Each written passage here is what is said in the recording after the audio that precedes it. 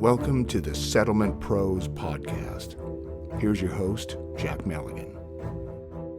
Welcome to Settlement Pros Podcast with today's guest, Keith Dozier. My name is Jack Meligan. I've spent over 30 years as a settlement planner, pre-mediation consultant, and financial advisor.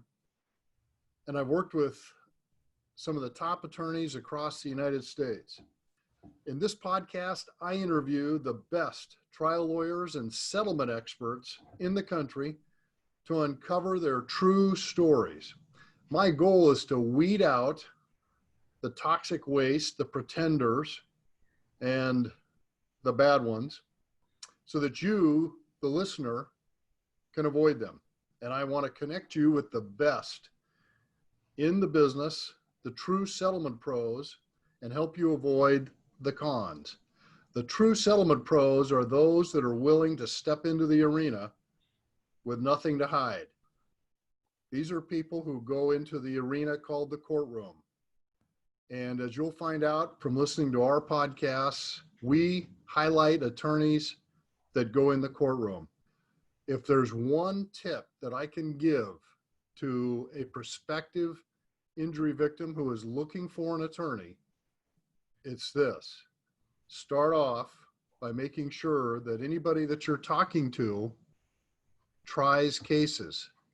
Whether they win or lose is not as important as the fact that they will try a case. Without an attorney that will try your case, you stand little chance of getting full financial justice in your settlement or in the verdict of your case. So the credit belongs, as it usually does, to those who are actually in the arena, whose face is marred by dust and sweat and blood. Let's begin. Keith, welcome to the podcast. Hi, Jeff. Have you on? Yeah, thank you for having me. Yeah. So I understand you're getting your house painted right now. We're doing this from your house and my office. Yeah, we're in lockdown here.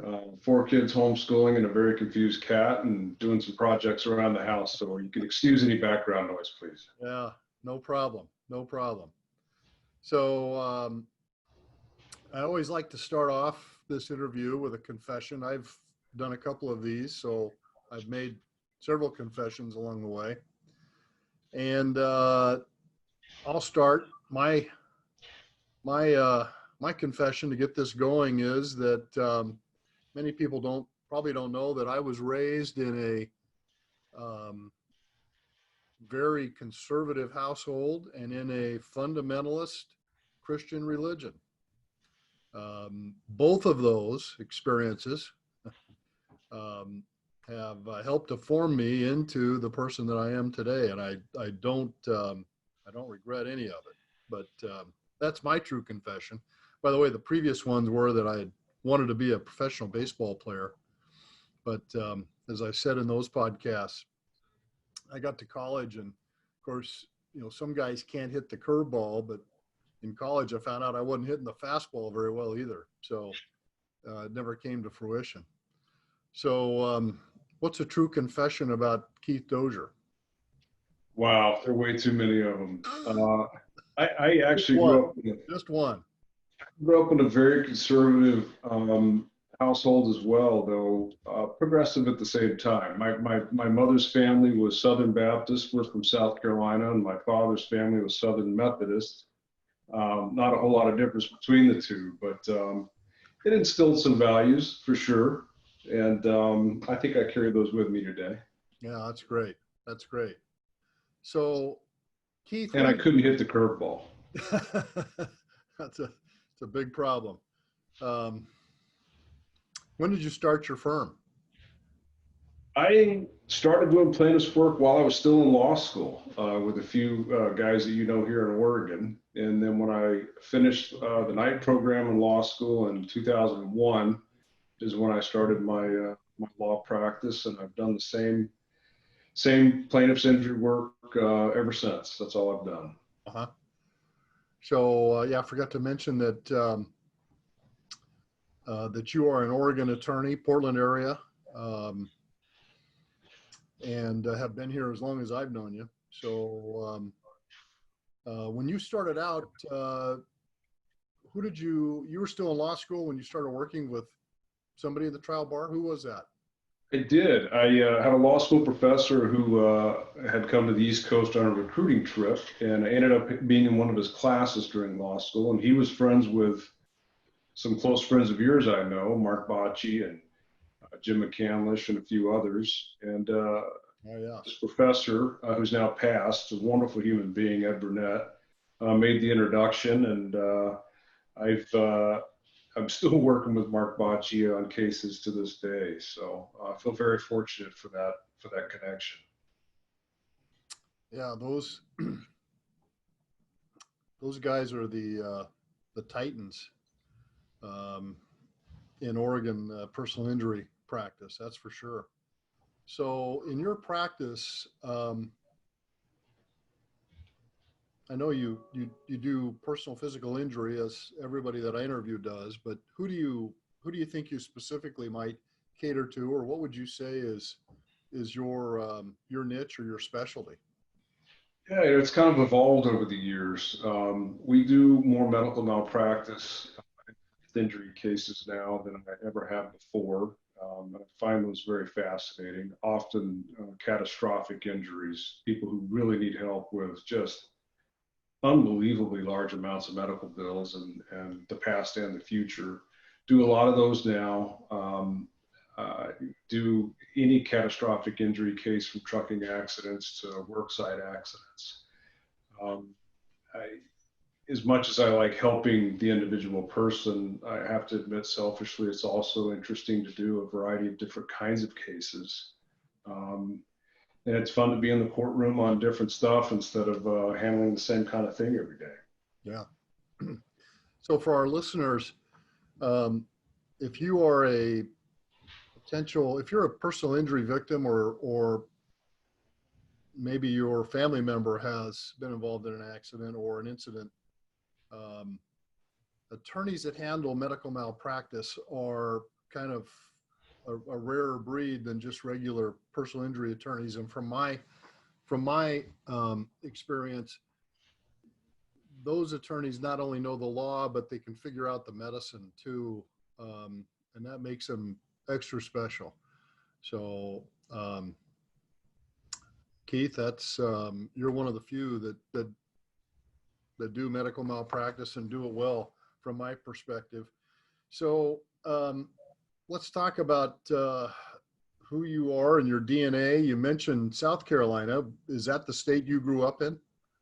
Yeah, I was born there. My family, my mother and father are both from the coastal area around Myrtle Beach, but my dad was in the Air Force. So I grew up kind of all over the world. Spent 9 years in England as a kid, and bounced around the U.S. quite a bit. So the accent only comes out after I've had a bourbon or two. But I grew up with the good and the bad of the South, and it stays with me today. And boy, I really miss traveling. This whole COVID thing's been tough. Yeah. Yeah, that's a military brat, I think, is the term we throw around for us, but just kind of means that you don't have anyone home. Yeah. So what did your dad do in the Air Force? My dad was in radar weapons control and in logistics. Did that for 20 years before he retired. And my family, going back to, my gosh, the 1700s, has a pretty strong tradition in military service. I skipped out on that. Another confession, I wanted to be a fighter pilot, but I didn't have the eyesight for it and probably didn't have the grades for it either, but which led me down a different path. But yeah, he's a retired Air Force and doing well now, living in Virginia. Miss the guy. Wow, that's great. And my dad was in the Navy and was stationed in San Diego at the Naval Air Base Miramar, which later became Fightertown. Right. So yeah, we grew up around aviation, and my dad became a pilot in the mid 60s, and I would fly with him. And then I got my license just after 9/11. So haven't been doing much flying lately, that's for sure. And I miss it. Yeah, I admire you. I don't know if I trust myself to be on the stick of anything like that. So what about brothers and sisters? I've got two brothers. One, in fact, who's a surgeon here in Oregon, down in Salem, very well accomplished physician, wonderful human being, with his wife and my niece and nephew who are close to my kiddos. And he's been through a lot, obviously, with these past few months with this COVID thing. And I've got another brother who's still in South Carolina. There are two kiddos there too, who's a computer engineer. So I have two brothers who are both smarter than I am, and they kind of keep me straight. That's a blessing. How about Yeah. your mom? I'm sorry, Jack. How about your mom? My mom was a pretty unique individual. She married my dad very young and in a military family, spent a lot of time alone, raised me and my brothers often without my dad around.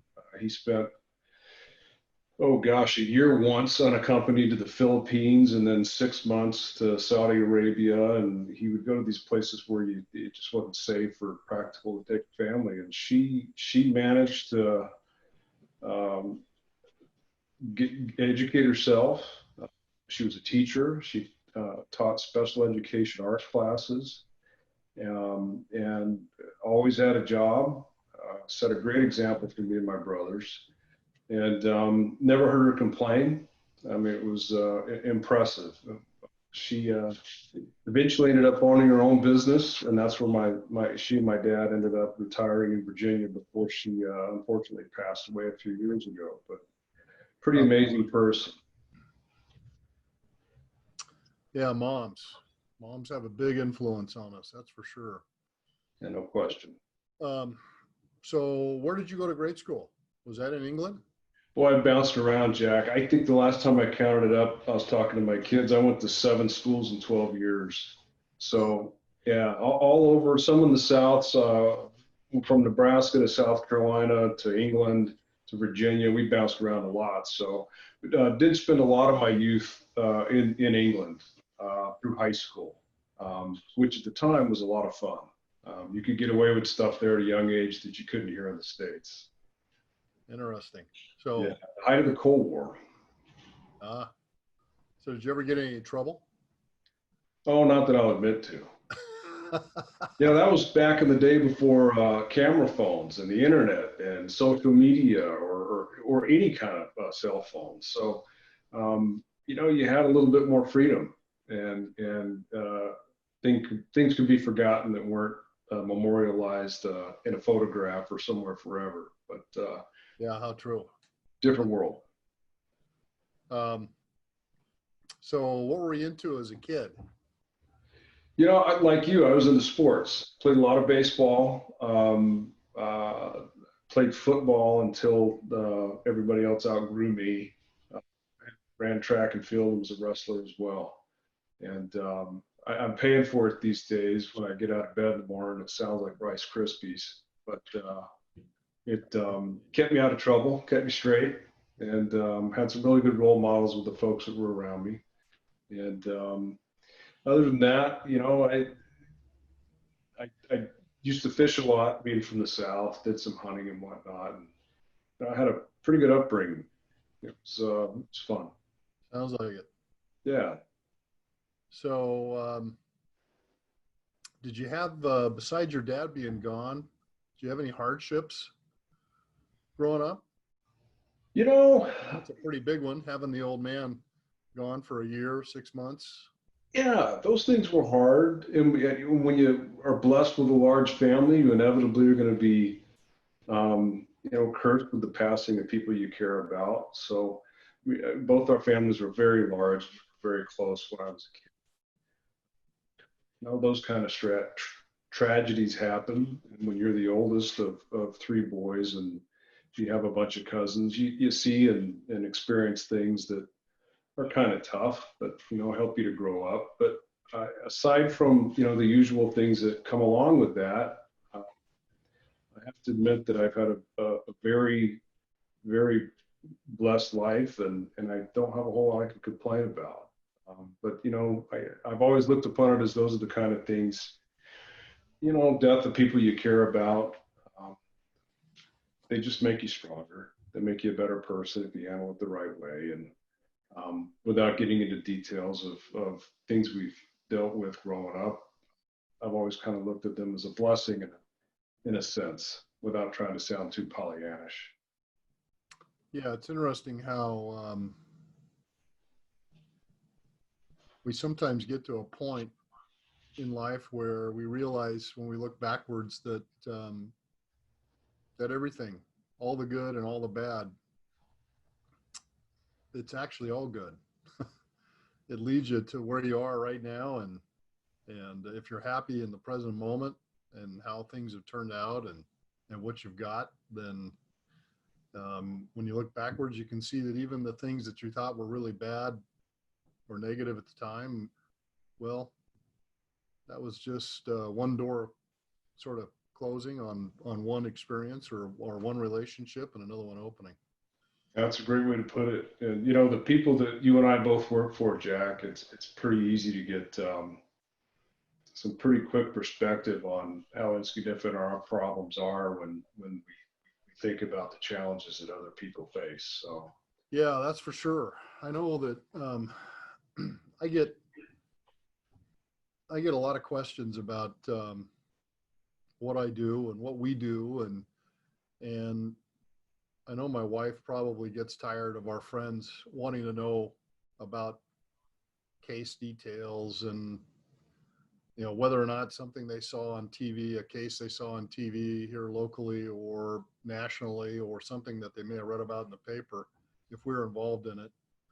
And in some of those cases, I can talk a little bit, but of course, as you know, a lot of these cases that we work on, the details of the settlements are confidential, so not a whole lot I can say. But I don't know if you get this question, but one of the questions I get is, how do you handle it psychologically? How do you handle working with people that have had such tragic circumstances befall them, the death and the injuries, and then of course everybody always wants to know how do we handle the kid cases? And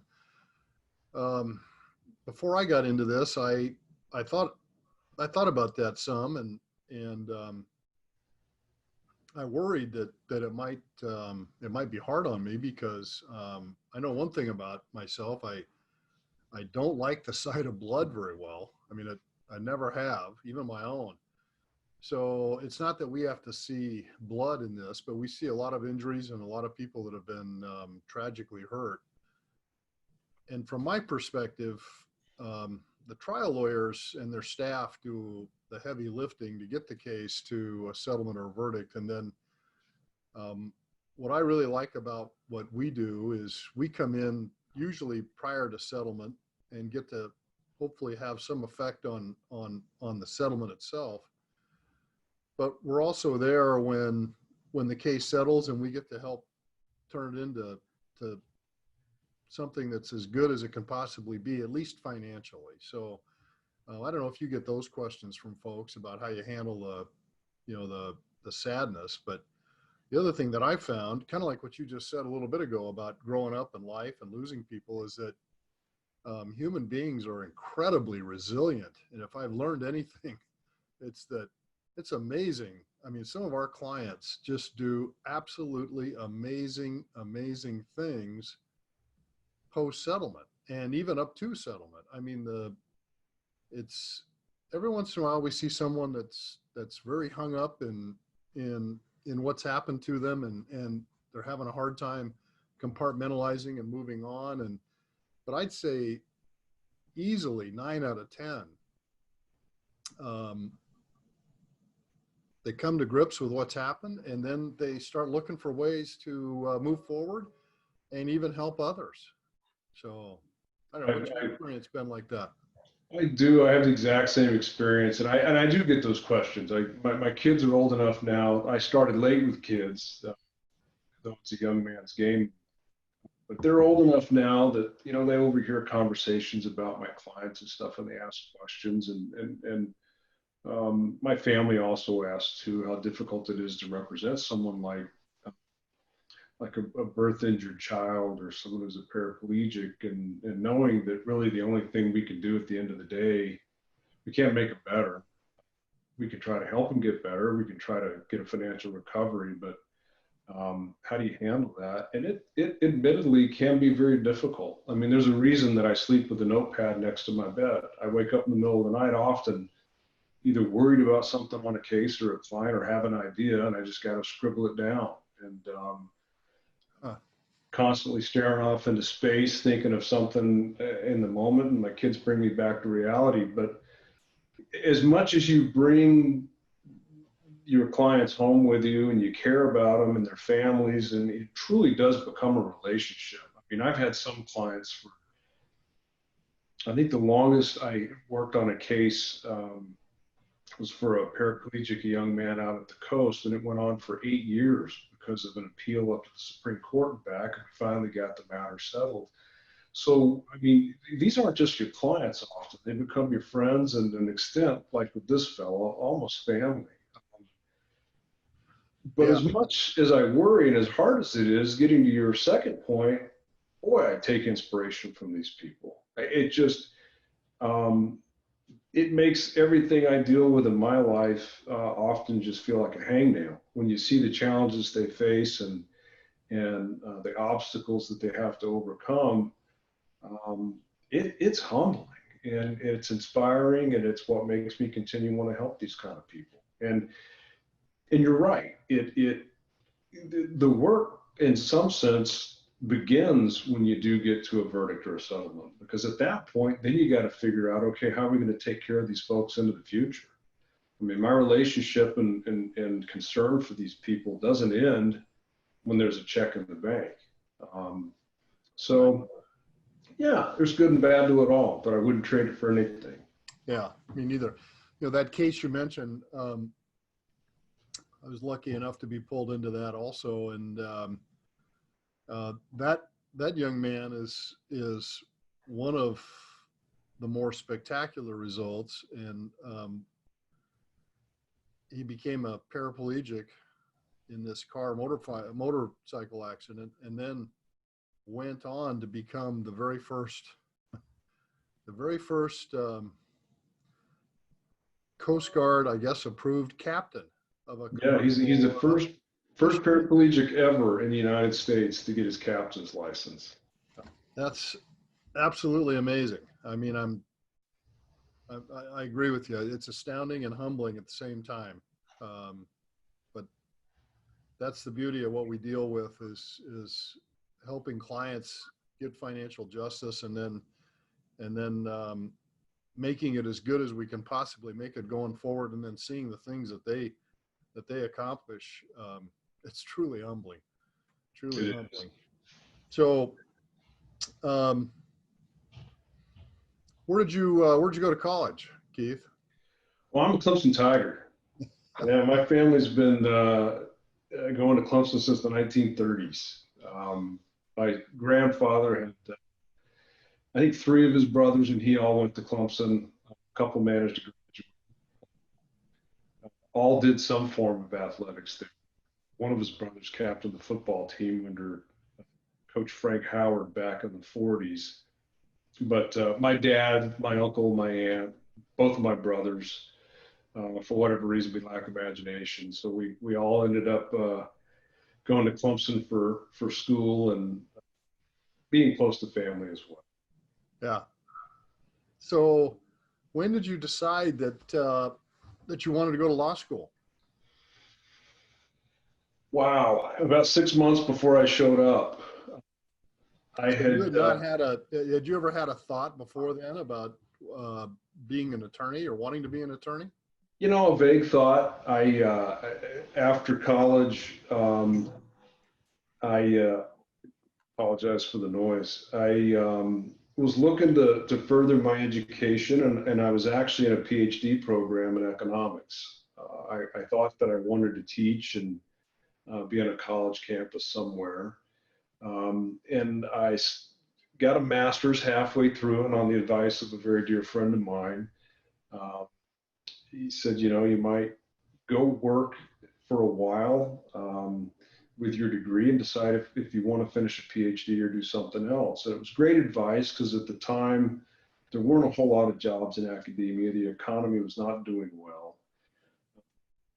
And I took a job with the Federal Reserve as an economic analyst and did some work there, and then did some consulting work in the finance industry after that. In along the way, I don't know exactly how this happened, but my grandfather, who I was very close to, passed away, and some other things that happened in life that I guess maybe opened the young man's eyes a little bit more. And I decided I wanted to do something, I guess, a little more meaningful. And I took the LSAT, the test to get into law school. Didn't go at that time because I was worried about how in the world I would pay for it. And then, a while later, some other events in my life happened, and I just decided it was time to take the plunge. I called up the law school and said, hey, you accepted me a year ago, you still have me.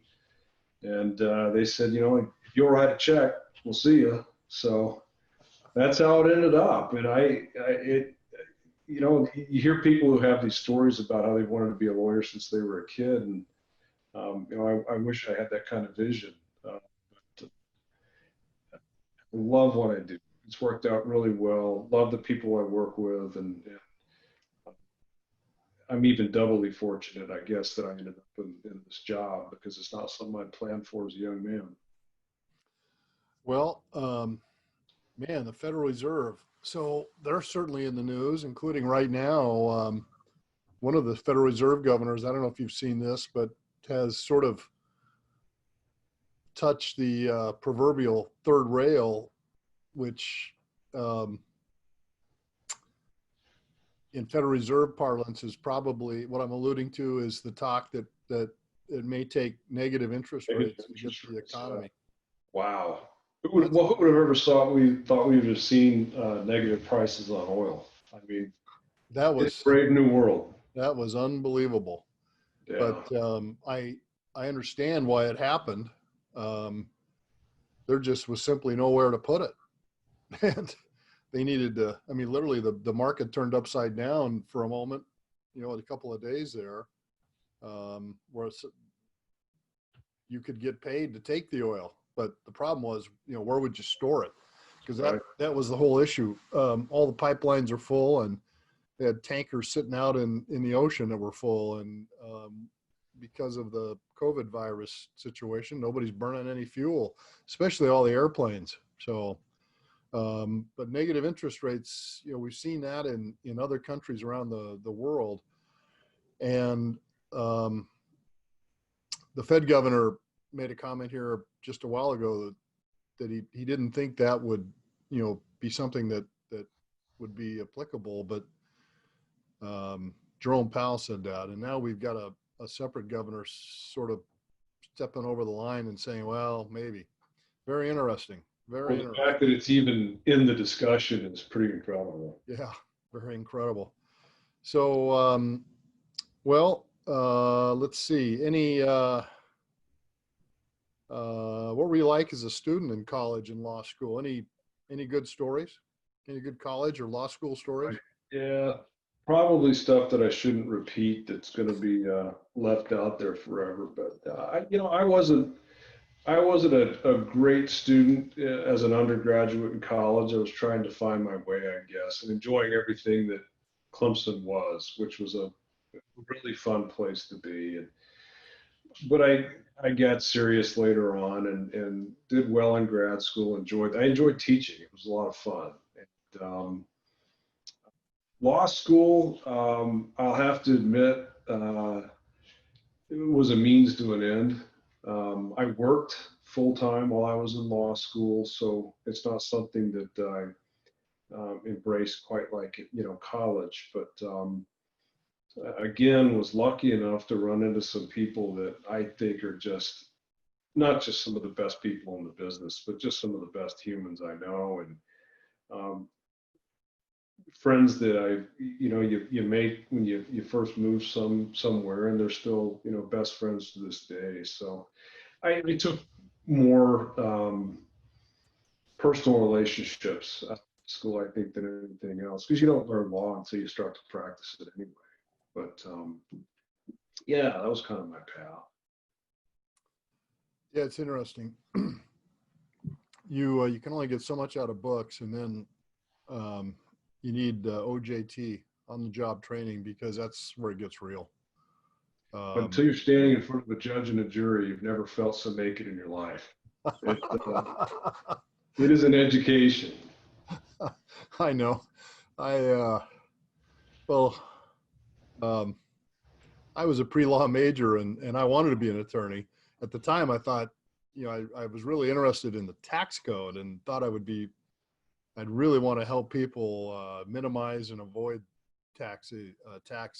And I even got up and gave a speech about it in one of my classes in high school, research into the 13th Amendment and other things. But I never made it for various reasons that really had to do with circumstances like you were talking about earlier. There were a couple of deaths in the family, and my path just changed. So, but I was very happy when I ran into this particular niche in 1985. And I remember telling my wife, gosh, I didn't make it to law school, but in this particular niche, I get to work with lawyers. And, once I got exposed to trial lawyers, I realized that you guys are a special breed of cat, to be able to go into a situation like you do in front of a judge and jury, and have to think on your feet, stay calm, and handle the twists and turns that happen in the course of a jury trial. Yeah, you got to be a little sadistic to enjoy the pain, I guess. But it's fun, and honestly, it's not something you can do, I think, with any level of competency or competency rather, confidence, without um, having a great co-counsel, having a great paralegal like I do. The support around me has always been so great, and then making informed decisions about cases. And Jack, you and I've got a long relationship. Being able to educate a client and their family on making the right decision and what to do,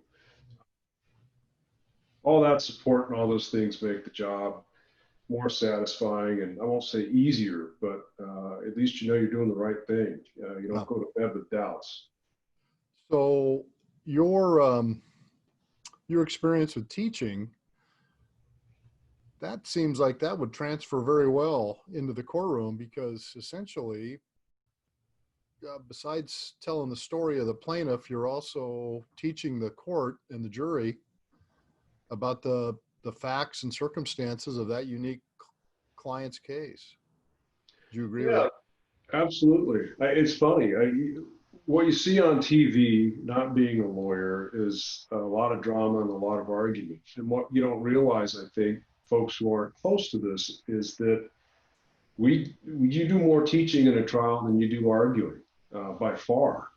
And until you can get, as you said, the judge and 12 total strangers on the jury to understand what specific and particular problem your client has, you're not going to hear your argument anyway. So, yeah, and I think my background helps me, at least, in that I'm not the most technically minded person. I like to break things down into simple form. Simple's better. And I think you're right. I think having the experience and ability to do that at least helps you communicate a little bit better. I mean,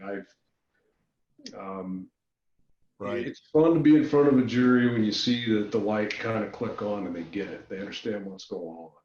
Yeah. Yeah. I'll bet. I think it was, in fact, I know it was Da Vinci who said one of the had a famous quote that I've always loved, and it went something like this: simplicity is the height of sophistication.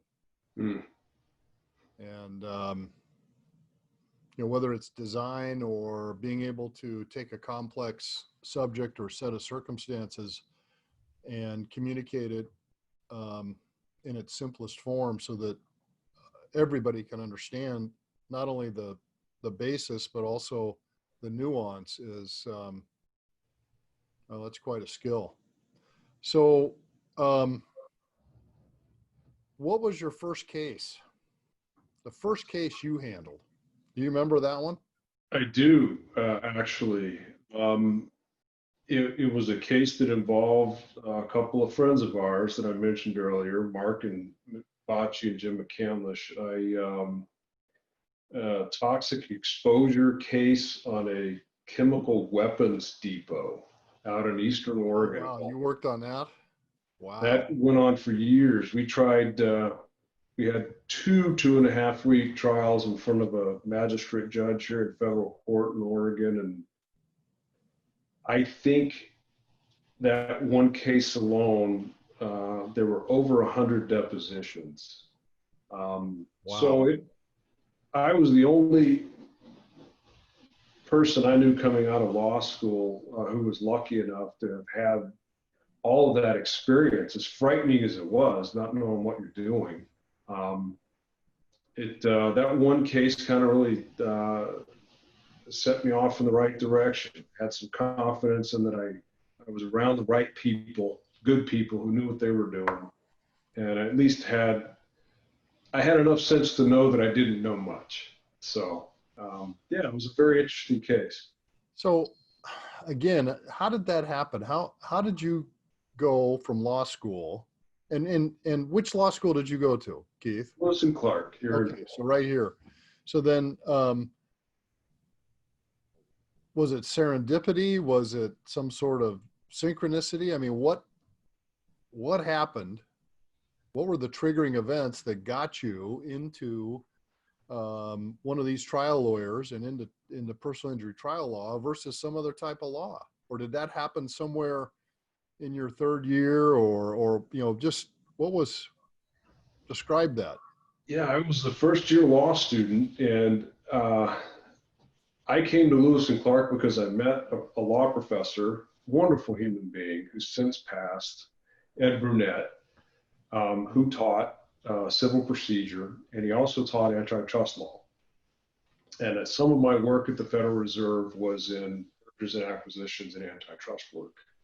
So Ed and I kind of hit it off. We were the only two geeks in the room who could understand, some of this stuff. And I had a class with Ed as a young law student, and he just pulled me aside one day and said, "Hey, I know a former student here who's a lawyer now who's looking for a law clerk. Would you consider giving him a phone call? And it's personal injury work. I don't know if you're interested in it, but he's a good guy. You might want to talk to him." And of course, that was Jim McCandlish, who was working with Mark Bocci on the case. And I out of the blue made a phone call, didn't know what to think of any of it. And it just felt right. I mean, they were good guys who were doing the right thing for right people. And I got lucky.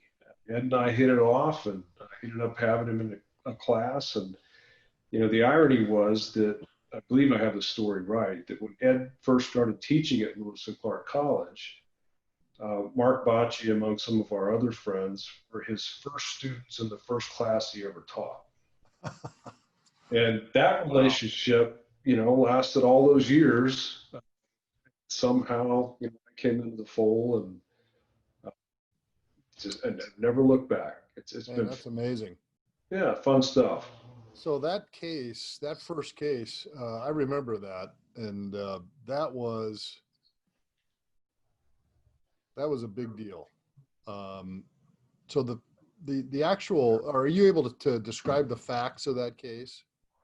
Yeah, these were a lot of construction workers on a military depot, and the only reason it was there is because it stored Cold War era chemical weapons, nerve agents, mustard gas, and some of the stuff went back to the 40s and 50s. And there was a treaty of some kind, I don't recall, where the U.S. had agreed to destroy its stockpile of chemical weapons if these other countries did as well. And these gentlemen, ladies and gentlemen, were building an incinerator to burn up all of these chemical weapons. Well, the problem is these weapons have been stored and not really taken care of for years and years in these bunkers that didn't have active filters on them. And one day, everybody working in this structure suddenly came down with a breathing problem and an illness and vision issues and whatnot.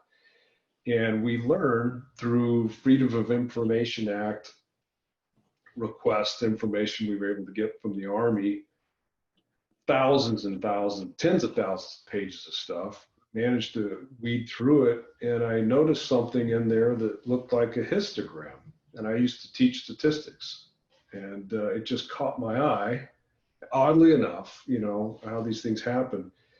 And what it was is it was air monitoring data around this chemical weapons depot. And we dug deeper and deeper and were able to surmise that these testing machines, they're called chromatographs, were detecting chemical agent in the air on occasion, depending on the wind direction and what was going on. And what would happen is these igloos would get, they called them igloos, the bunkers where they stored all these weapons, hundreds of them, would get too hot, something would be corroded or rust or whatever, and it would just puff out a little bit of chemical weapon in the air. And it just depended on how close you were or how far away. And, you know, the big fight was whether or not what happened to these gentlemen, and ladies and gentlemen, I apologize, whether that was an exposure to chemical weapons or an industrial exposure of some kind. I don't think there was any dispute about the fact that there had been a problem. So that went on forever. 2 trials, as I said, and, you know, years of litigation. And at the end of the day, the case settled to take care of our guys, but more importantly, it really shone a light on how they needed more resources and better oversight just to more safely store this stuff, you know, out in the middle of not too far away from a very highly populated area, Hermiston, Oregon, and the Tri-Cities area. So, Right. yeah. So you guys went up. I mean, you had to do battle with the biggest, most well-financed law firm in the world, correct? The United States Department of Justice defended that case, did they not? We did. They brought lawyers out of Washington, D.C., both trials, and they were formidable. They were intelligent, very good litigators, good lawyers, and it was, without question, pretty intimidating for a, you know, 25, 26-year-old kid from South Carolina. And did you said there were 2 trials? Sure. What was the result of the first one? The first trial was the big one. It was, you know, did we prove that anytime you sue, so the federal government, the Army Corps of Engineers was a defendant along with the defense contractor for not protecting the guys. Anytime you sue the federal government, there are immunities.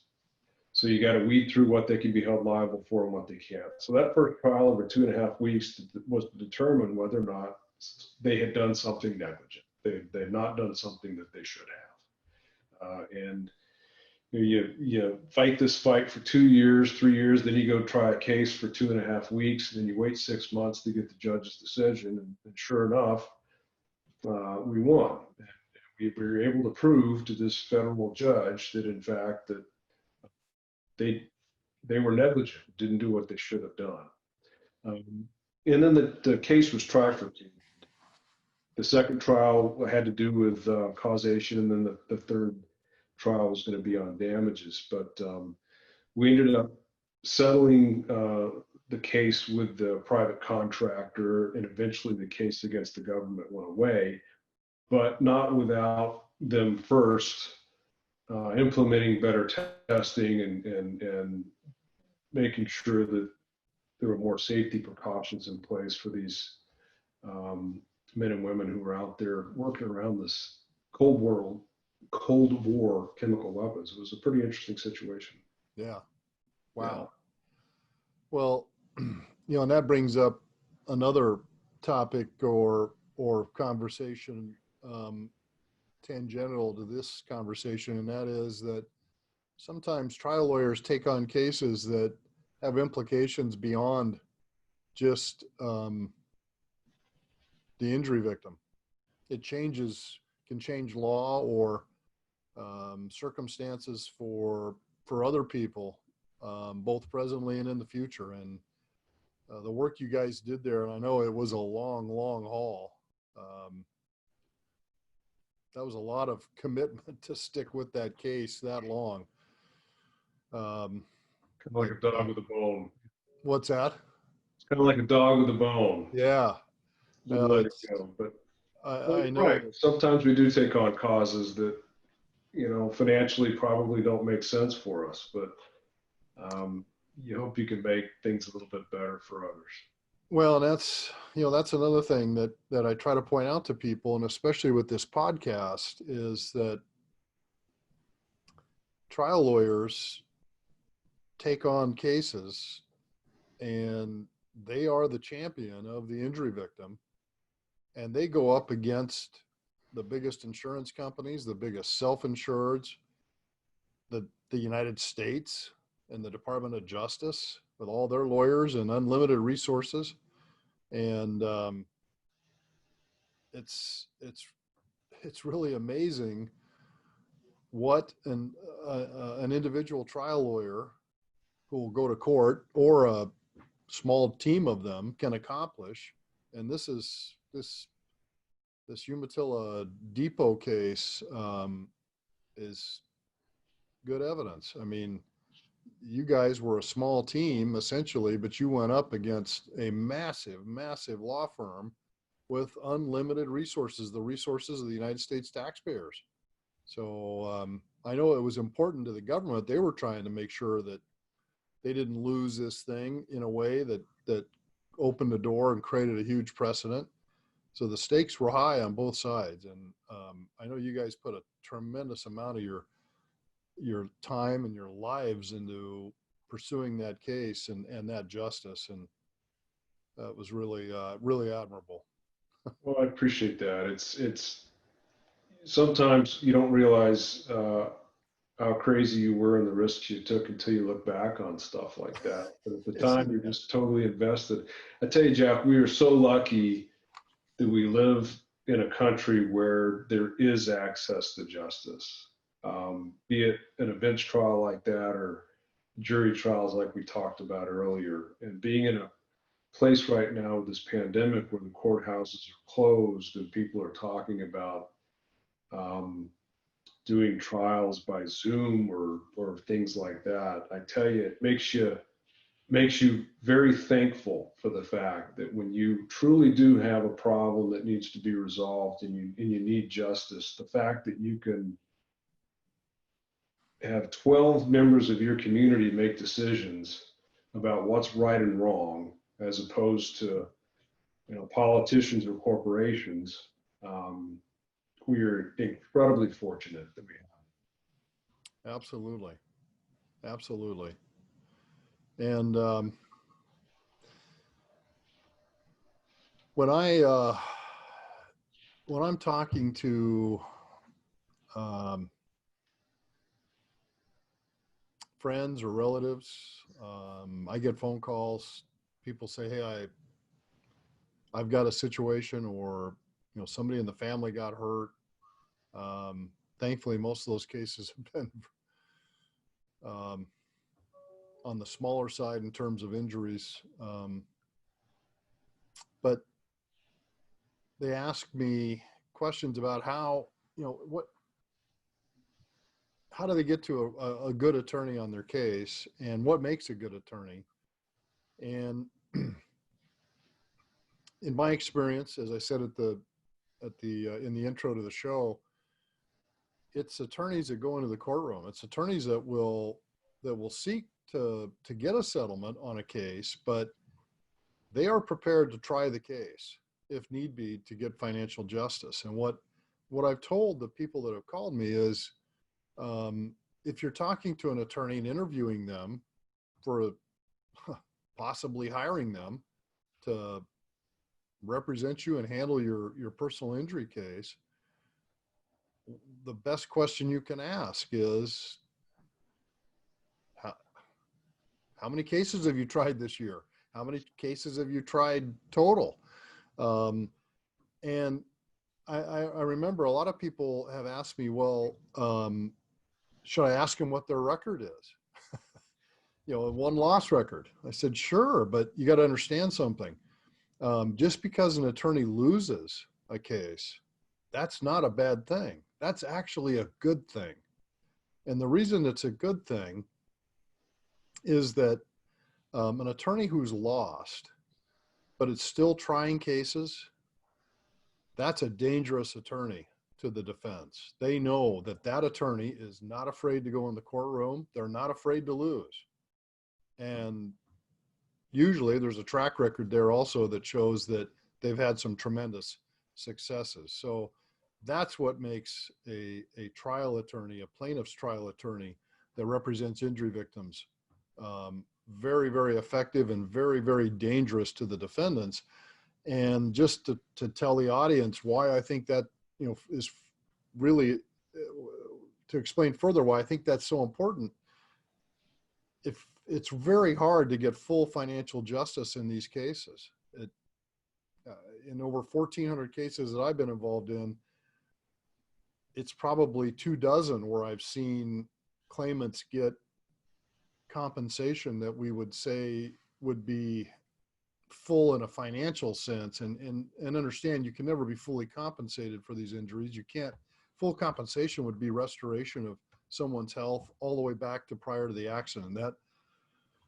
That almost never happens. But financially, it's, from my vantage point, I've seen 99% of the cases have compromises involved, or a jury just doesn't award as much money as we think is fair compensation.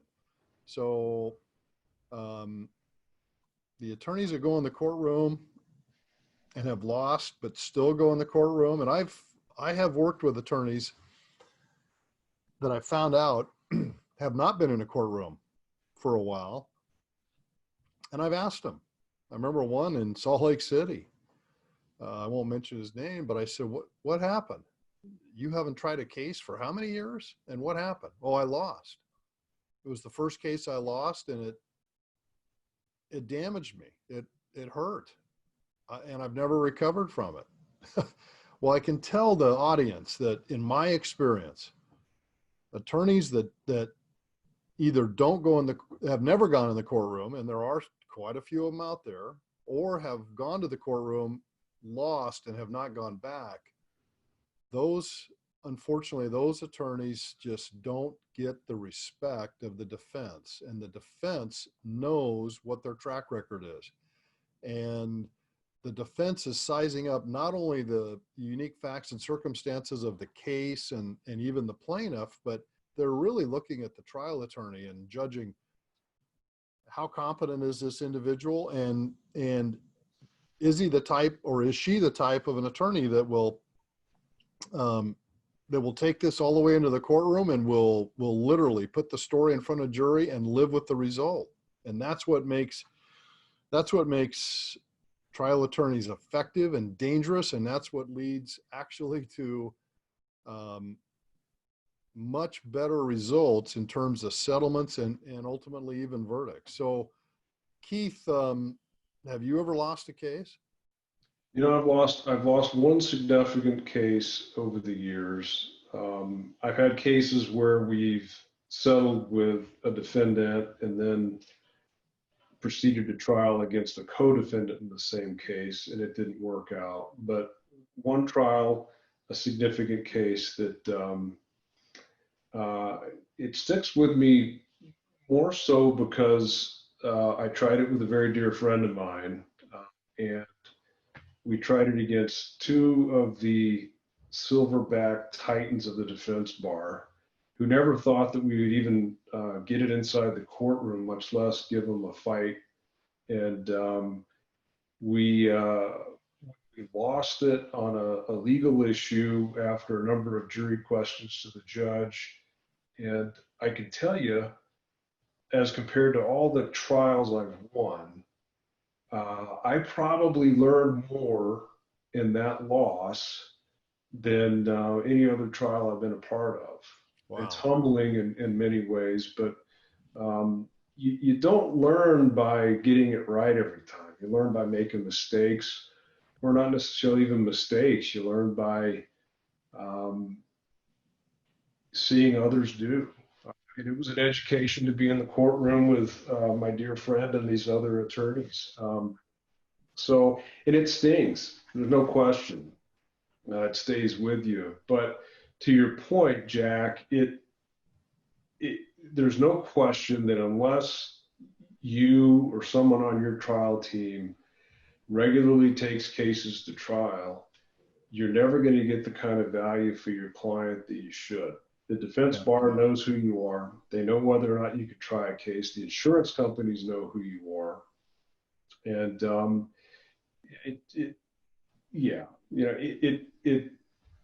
there's a huge risk involved, but unless you have, unfortunately, unless you have that reputation, the other side's not going to open up the checkbook for you. That's for sure. Right. Some cases that simply the sides don't agree on, and you need to go have a jury make a decision and tell them what's right and wrong in this community. So, I don't mean to sound arrogant about it at all, because it can be a terrifying experience for sure, and it's a huge amount of responsibility for a client. But I think if you're going to be a plaintiff's lawyer or call yourself a trial lawyer, you need to go take your lumps, and you need to go win a few cases and show the other side that you know what you're doing. So yeah, you're absolutely right. And there are cases that come into our office that we don't handle for whatever reason. It's a different kind of case, or we have a conflict because we know someone else in the matter. And I give them the exact same advice. Here's a list of lawyers you should go talk to, lawyers who try cases, and that's where your case needs to be. Right. So, what case would you say has been the pinnacle of your career thus far? Was it the Umatilla case, the Coastal case, or was there someone for another reason? Or maybe the case that you just described that you guys lost? It's funny. Yeah, I have to say, given events of the past couple weeks and having discussions with my two young children about what's going on in the United States today, I tried a jury trial in federal court with a friend 11 years ago, a race discrimination case for 4 young black men who had been treated horribly by their bosses at a corporation out of Atlanta, Georgia. And we had a jury of 10 all white Oregonians from all over the state, or this part of the state, men and women, who took the time out of their summer and sat on this jury for a week and a half and listened to what had happened to these young men, and listened to how the defense just wanted to sweep it under the rug and assumed that they would look the other way. And they returned a verdict for $19 million in favor of my clients and against this corporation. And it was one of those moments where you don't realize that you need a boost in terms of giving yourself a little bit of confidence that there is good in the world. I think back a lot about those guys in that case, particularly today with what's going on in the world. And I'm probably more proud of it now than I was back then. Yeah. Yeah. Yeah. I remember, I remember that. And hearing about that, that was an amazing result. Um, Fantastic. And yeah, it restores your faith. I mean, Yeah. to hear Without that question. you've got an all white jury and they listen to the facts and and the circumstances and had open minds, um, for the same, and then came to the conclusions. It sounds like, it kind of sounds like one of those cases where you say, how did that end up in the courtroom? I mean, if the defense got punished to the tune of 19 million, um, how did the defense make the decision to defend that case, that corporation? That's just, Yeah. that's another question I get all the time in these big verdicts is, wow, how did that company or that insurance company decide that they weren't going to settle or they weren't going to pay? And then they get completely hammered and the jury lays it on them. And, all I've been able to say to people is, sometimes insurance companies and corporations make really strange decisions. And, I don't know how any of us have ever been able to quantify it. It sometimes doesn't make any sense that on certain cases they will just fall over to settle and settle fast and at a large amount and avoid. And then on something like what you're describing, it's like, well, what was the decision-making process that led them to believe that they could go into court and get a jury to sweep those facts and circumstances for those four, young men under the carpet? And it was a testament to what it means to have a jury trial system in this country. I mean, Yeah, sometimes you simply have to have people say, this is wrong, and it has to change. got to be fixed. Yeah. So, another question I wanted to ask you, Keith, is, you're mentioning your brothers. You didn't say the brother back in the South. What's he do? He's a computer engineer. He does, as I understand it, it's all pretty technical, but he works on network security for a number of installations, including the Savannah Nuclear Power Plant Wow. facility down there. So it's all way over my head. Yeah. Wow. Smart guy. And your other brother is did you say he's a surgeon? He's a surgeon here in Oregon. And, what type of surgeon? He's a general surgeon down in Salem. Okay. Just a So that's an interesting situation. I mean, at the beginning of the conversation, I asked you about your niche and cases, and you mentioned medical malpractice cases, which, are a fact of life in our world, in everybody's world, unfortunately. And, you and I see these cases a lot, um, and we see some of the worst ones. Um, but I'm interested in in how that works between you and your brother. I mean, we know that there's a certain percentage and faction inside the medical community that, um, well, they have less than a high attitude or a high, opinion of trial lawyers. Um, so talk to us about that. How does that work with your brother? Excuse me. Yeah, it's interesting, and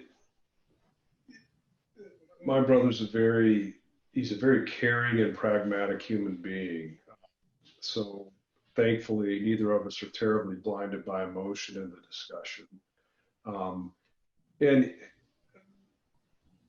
I think at the end of the day, he understands that my law firm, we only take cases that have merit, and our job isn't to go beat up on a doctor or a hospital. Our job is getting back to what you do, Jack, and what we talked about earlier, is to take care of someone who's been injured. That's the focus. have discussions.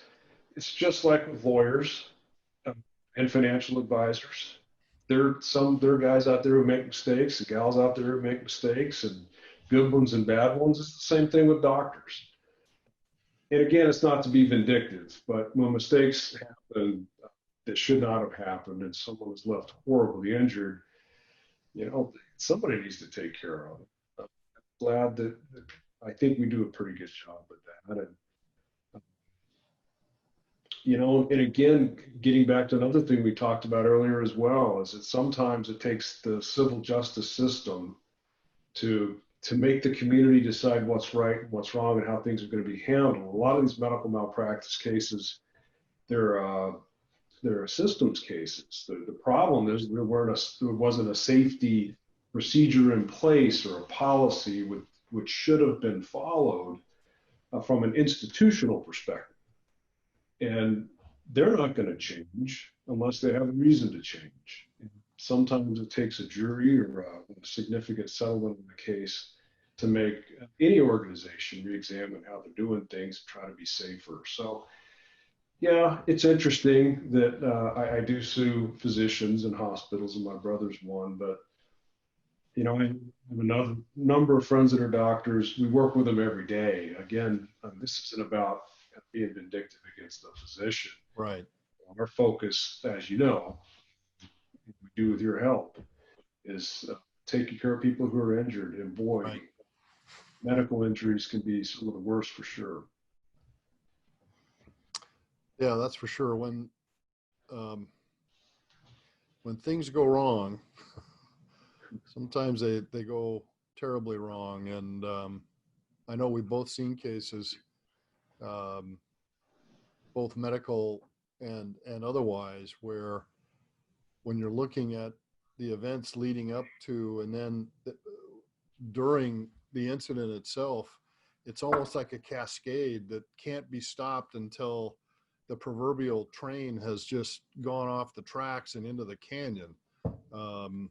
Some of these situations, unfortunately, it just one thing happens and then another and another and another until we just have a giant crash. And I think that my experience has been that a lot of these doctors feel as bad as anybody else would as to what has happened. And unfortunately, the statistics show that juries, medical malpractice cases are tough to try because it takes an attorney that understands the law and the medicine, but also you've got to fight a situation with the jury pool where juries don't like to hurt doctors and they don't like to hurt hospitals. And if you're in a small town,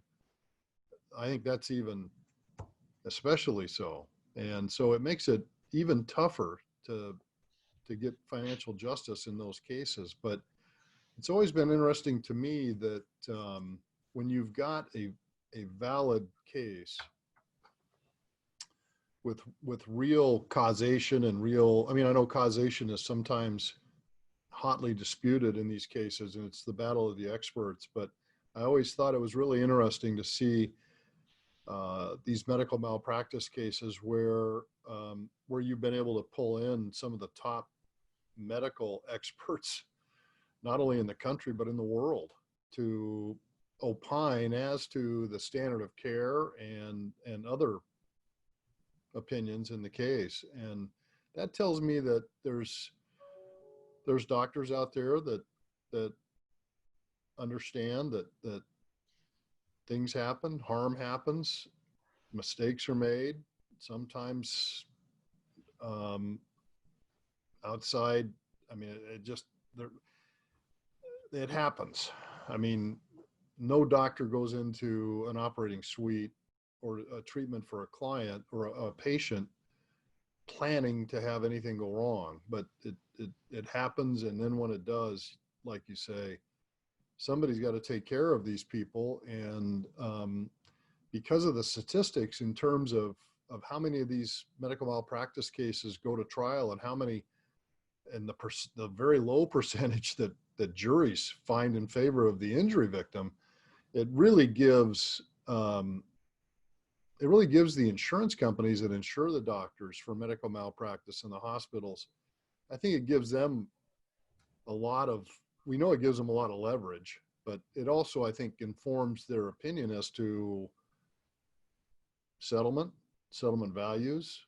And I have no doubt that they're doing the math and saying, well, what's the potential low, what's the high, and what's the percentage of time that the jury's actually going to hit us with it. And those are, my understanding is that's not a decision that the doctor's making. That's a corporate decision made by insurance companies. And yeah, you make some good points for sure. I've never had a case where I thought the doctor on the other side purposely hurt anybody ever, and they often feel terrible. But it's the insurance company that's protecting their money that's the issue. And they are difficult. I'll tell you, in our community, the best lawyers in the state, ones who are doing medical malpractice defense, I have a huge amount of respect for their ability. They're very good lawyers. So you're going up against the best, and you know that they have access to all the experts they can muster together to defend a hospital and a doctor. And to your point, it means we have to go find the right experts. I mean, we've brought them to trial from as far away as Italy, a neurosurgeon on a case. You got to find the right ones. You got to spend the time and the money to get them in the courtroom to make sure that you make a case. Yeah, they're challenges for sure. yeah, and boy, to get one doctor to go on the stand to testify in a case like this, I mean, I really don't think that people understand how hard that is for you guys to get a doctor to agree to step up and give an opinion in the courtroom, knowing that it's probably going to cost him professionally. Just because there's a lot of members of that profession who would consider that to be disloyal,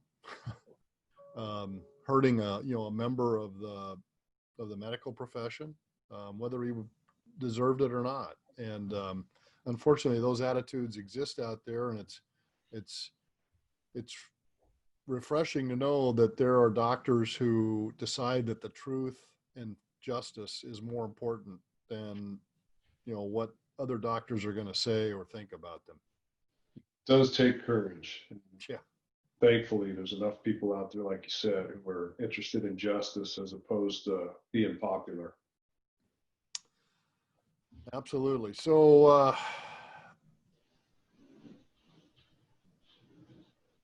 I'm gonna go off on the side here, and we're pretty close to wrapping up. But here's an interesting question for you. What 3 books are you going to recommend to those kids of yours to read, or have recommended? I know they're still pretty young. You got Trey and I'm sorry, what's your daughter's name? Trip and Wally. Trip is yeah, he gets stuck with mine and my dad's name. He's the third, so he's Trip, and my daughter Elise Victoria, named after my mom. Elise Victoria.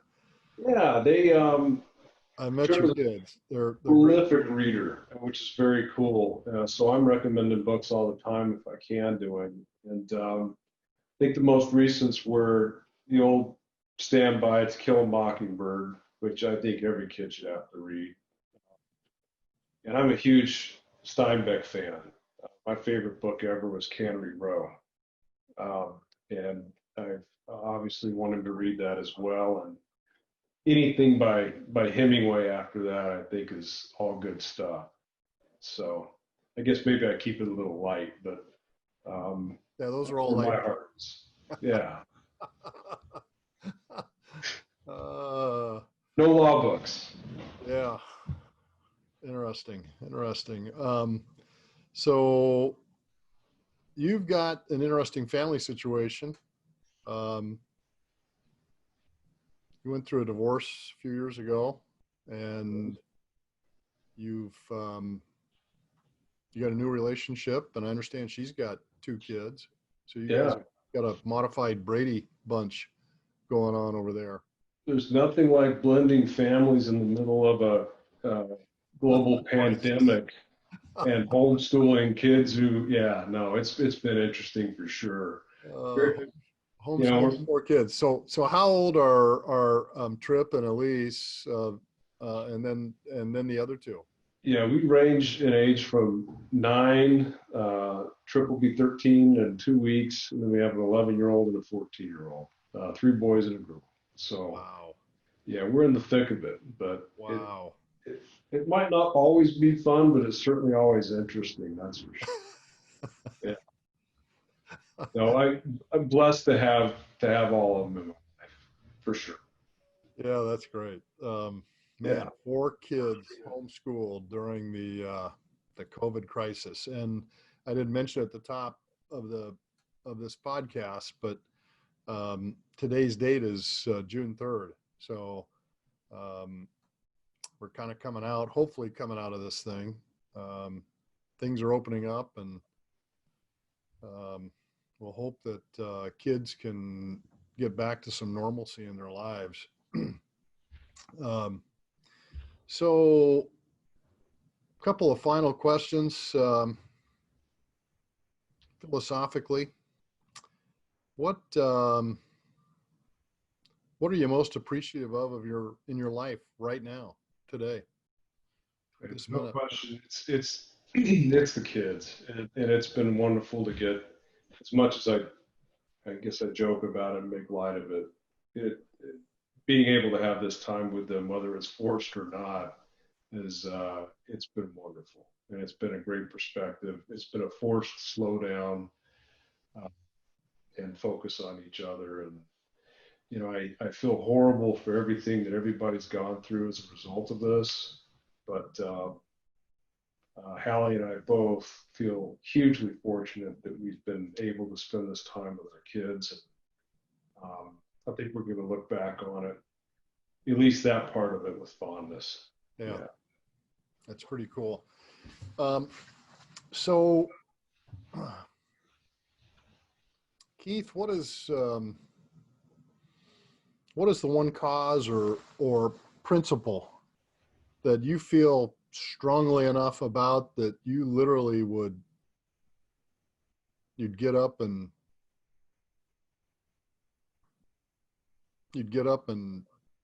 shout, fight? I mean, you'd go to battle, metaphorically or even literally or even figuratively. Is there one particular cause or Maybe not necessarily one in particular, but I feel incredibly fortunate to have had 2 parents, to have grown up healthy, to manage to get an education, the first in my generation to go to college. Um, and I feel a sense of obligation as a result of that. And it's not just guilt. It is I feel like I've been blessed with things that I didn't deserve for any reason other than I was surrounded by the right kind of people and arrived at the right time. And I really think that those of us in that position, whether it be through hard work or luck, whatever, truly do owe an obligation to those less fortunate.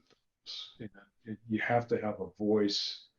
And I think standing up against those people or corporations that would take advantage of others simply because they have the bully pulpit or the money to fill the airwaves, I think we all owe something better to everybody out there that maybe doesn't have the choices in life that we do or the opportunity to try and help make things better. I know that sounds a little vague and it's not a very specific example, but no, that's good. yeah, that's part of why I do what I do. I feel at least like I'm doing something towards Yeah. Yeah. it. Good stuff. So when it's all over, if your career was to be condensed into one sentence, what would that one sentence say about you? I'd like it to be said that I worked my hardest for the people who needed my help the most. You worked your hardest for the people who needed it the most. That's great. That's great. All right. Well, Keith Dozier, thank you. You are a settlement pro. And again, the definition of a settlement pro is a lawyer, a personal injury lawyer, which are what this podcast is centered around, a personal injury lawyer who will go into the arena, and the arena is the courtroom, and win or lose, they will take that client's case in front of a jury, tell the story, and let the jury decide. And that's what makes the pros. And all I can say to our audience is, when you're looking for attorneys, you can't go wrong when you're looking for an attorney and you look at their website or you interview them and you ask them the question about trying cases. It doesn't necessarily guarantee great results, but it's going to give you a much, much greater chance of having a very good result, because at least you don't have a lawyer representing you that essentially is going to get run over by the defense, because the defense knows they're not going to go in the courtroom. And it's like trying to hire an analogy would be that you're interviewing bodyguards, and you're talking to bodyguards, and you ask them, have you ever been in a fight? I mean, they're big, they're ripped, you can tell they're working out. You may have even seen them, hitting a speed bag, but have they ever been in a fight? And if the bodyguard says, well, no, well, actually, yeah, once, and I lost, and I've never had another one. That's not somebody that I'd want guarding me, or my family. So it's the same with attorneys. And that's the purpose of the Settlement Pros podcast. And Keith, congrats on making it through. Thanks for taking the time and for being a tough fighter for the rights of injury victims. Really appreciate it. Yeah, thank you, Jack. I appreciate the relationship, and I appreciate all you do for my clients. Thank you. It's our pleasure. That's it for today. This has been Jack Meligan. See you all, everybody. Bye-bye.